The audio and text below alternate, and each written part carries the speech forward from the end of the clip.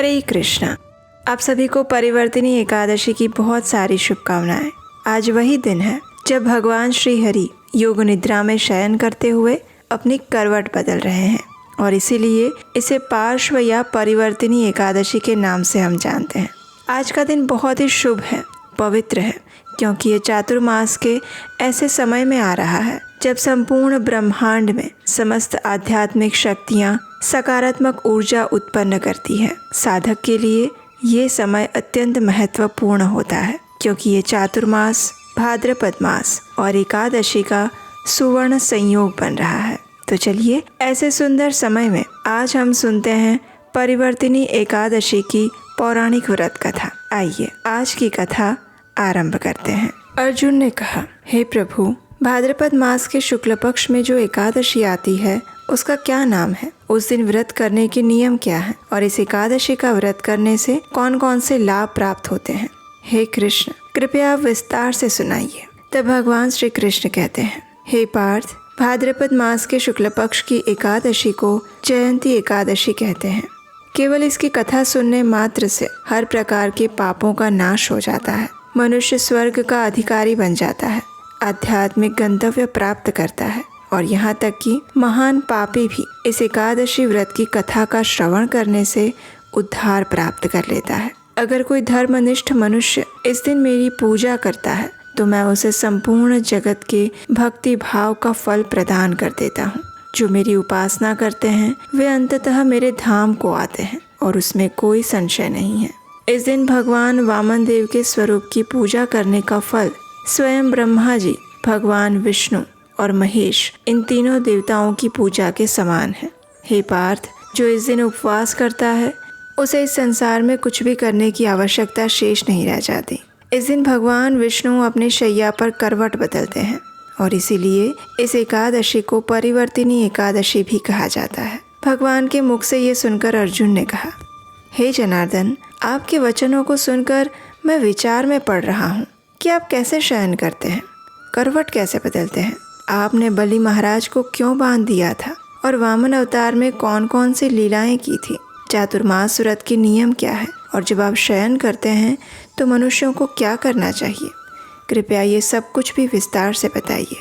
तब भगवान श्री कृष्ण कहते हैं, हे कुंती पुत्र अर्जुन, अब वो कथा सुनो जो हर प्रकार के पापों का नाश करने वाली है। त्रेता युग में बलि नाम का एक दैत्य था।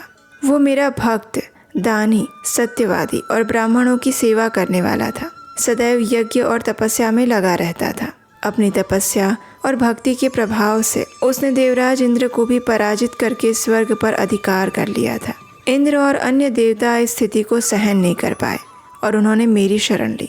तब मैंने वामन अवतार धारण किया, एक तेजस्वी ब्राह्मण बालक का स्वरूप, और फिर मैंने राजा बलि को परास्त किया। ये सुनकर आश्चर्य में भरे हुए अर्जुन ने पूछा, हे लीलापति, आपने वामन रूप में राजा बलि को कैसे पराजित किया? तब भगवान श्री कृष्ण कहते हैं, मैंने वामन रूप में राजा बलि से कहा, हे राजन, मुझे केवल 3 पग भूमि दान दीजिए और इसके दान से आपको तीनों लोकों के दान का फल प्राप्त हो जाएगा। राजा बलि ने मेरी छोटी सी प्रार्थना स्वीकार कर ली। जब उन्होंने वचन दे दिया तो मैंने अपना विराट स्वरूप धारण किया। एक चरण से भूलोक नाप लिया, जंघा से भूवर लोक, कटी से स्वर्ग लोक, उदर से महर लोक, हृदय से जन लोक, कंठ से तपोलोक और मुख से सत्यलोक तक आकाश भर गया। और उस समय सूर्य, तारे, इंद्र और अन्य देवता मेरी स्तुति करने लगे। तब मैंने बलि से पूछा, हे राजन, अब मैं तीसरा पग कहाँ रखूं? ये सुनकर राजा बलि ने अपना सिर झुका दिया। मैंने अपना चरण उसके सिर पर रखा और देवताओं के हित के लिए उस दैत्य राज को पाताल लोक में भेज दिया। बलि ने मेरी शरण ली थी और तब मैंने उससे कहा था, हे बलि, तुम्हारी शरणागति से मैं अत्यंत प्रसन्न हूँ। मैं सदैव तुम्हारे साथ रहूँगा। और इस प्रकार भाद्रपद मास के शुक्ल पक्ष की परिवर्तिनी एकादशी के दिन मेरा एक स्वरूप राजा बलि के पास रहता है और दूसरा क्षीर सागर में शेष नाग पर करवट बदलकर शयन करता है।